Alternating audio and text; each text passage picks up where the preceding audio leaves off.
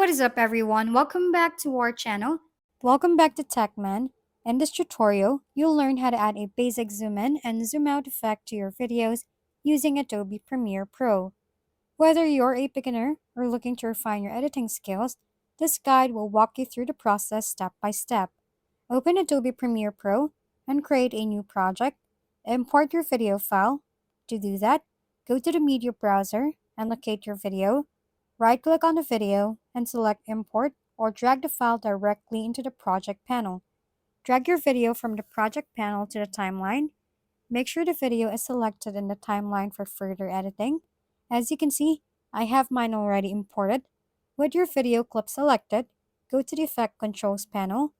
If you don't see the panel, navigate to the window in the top menu and select Effect Controls. In the Effect Controls panel, find the Scale option under the Motion section. Set a keyframe at the beginning of the clip. To do that, click the stopwatch icon next to Scale. To activate keyframing, Premiere Pro will automatically create a second keyframe, resulting in a smooth zoom effect. You have successfully added basic zoom in and zoom out effects to your videos using Adobe Premiere Pro. These effects can help enhance the visual storytelling of your projects.